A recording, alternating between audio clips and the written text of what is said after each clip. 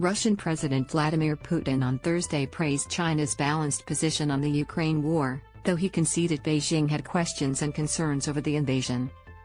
It appeared to be a veiled admission of their diverging views over the protracted military assault.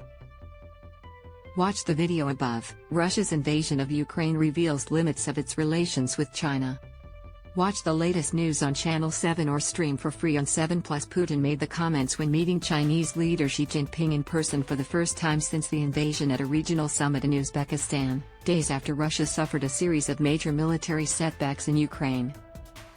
Russian troops are retreating en masse, having lost more territory in a week than they captured in 5 months. China has so far refused to outright condemn Russia's unprovoked attack on Ukraine while stepping up economic assistance to its neighbor, boosting bilateral trade to record levels and a boon to Russian business amid Western sanctions. We highly appreciate the balanced position of our Chinese friends in connection with the Ukrainian crisis. We understand your questions and concerns in this regard, Putin said in an opening speech of the meeting. During today's meeting, of course, we will explain in detail our position on this issue, although we have spoken about this before. Xi said China would work with Russia to extend strong mutual support on issues concerning each other's core interests and play a leading role in injecting stability and positive energy into a world of change and disorder, according to a statement from the meeting provided by the Chinese Ministry of Foreign Affairs. Xi also said he appreciated Russia's adherence to the One China principle and stressed that Taiwan is a part of China. The two authoritarian leaders have emerged as close partners in recent years, propelled by growing conflict with the West and a strong personal bond. China has offered tacit support for Russia's actions in Ukraine, while Moscow has backed Beijing and criticized Washington over U.S. House Speaker Nancy Pelosi's visit to Taipei in August. Beijing responded to her trip with unprecedented military drills around the self-governing Democratic Island, which it claims as its own territory. The White House sought to downplay the meeting between Putin and Xi on Thursday, saying Beijing had not yet violated Western sanctions on Moscow nor provided direct material assistance to Russia. Our message to China has, I think, been consistent, that this is not the time for any kind of business as usual with Putin, given what he's done inside Ukraine. National Security Council Coordinator for Strategic Communications John Kirby told CNN. This is not the time to be isolated from the rest of the international community, which has largely condemned what he is doing in Ukraine and not only condemned it, but stepped up to help the Ukrainians defend themselves and their territorial integrity. Kirby said Putin was very much under strain and stress. In Ukraine, his army is not doing well, and I think it certainly behoves the Kremlin to want to cozy up to Beijing with respect to what's going on there. Putin condemns provocations in their meeting Thursday. Putin condemned the United States for what he said were provocations in the Taiwan Strait, and criticized what he claimed were attempts to create a unipolar world.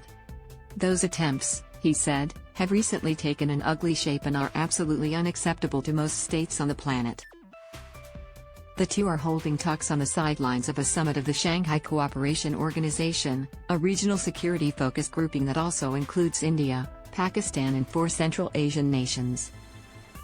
In a symbolic show of force and unity, Russian and Chinese navies conducted joint patrols and exercises in the Pacific Ocean just hours before their leaders' meeting, according to Russia's Ministry of Defense.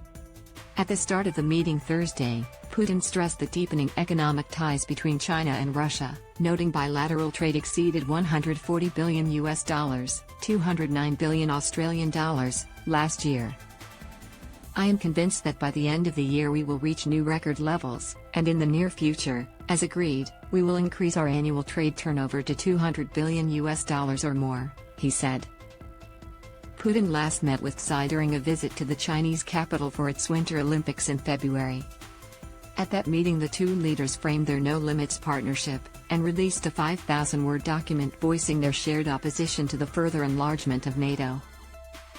For Xi, meanwhile, Thursday's meeting comes as part of his first trip outside of China's borders in more than 2 years, and just weeks before he seeks to secure a norm-breaking third term at a major political meeting in Beijing, a move that will cement his status as China's most powerful leader in decades.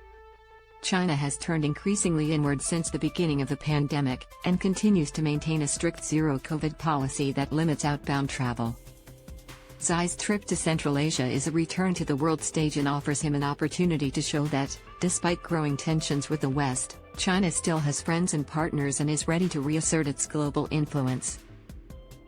Before arriving at the summit, Xi visited Kazakhstan, where he unveiled in 2013 his flagship Belt and Road Initiative, a massive infrastructure project that stretches from East Asia to Europe.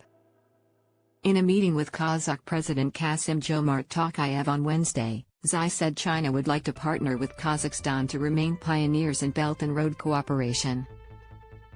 Xi also told Tokayev that China will always support Kazakhstan in maintaining national independence, sovereignty and territorial integrity, Chinese state media reported.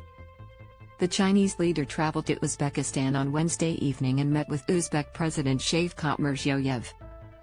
He also met the presidents of Kyrgyzstan, Tajikistan, and Turkmenistan Thursday.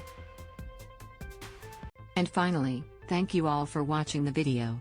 Please like and comment your opinion so we can discuss together. Don't forget to subscribe, press the bell to follow and update many other interesting news. See you in the next videos. Goodbye.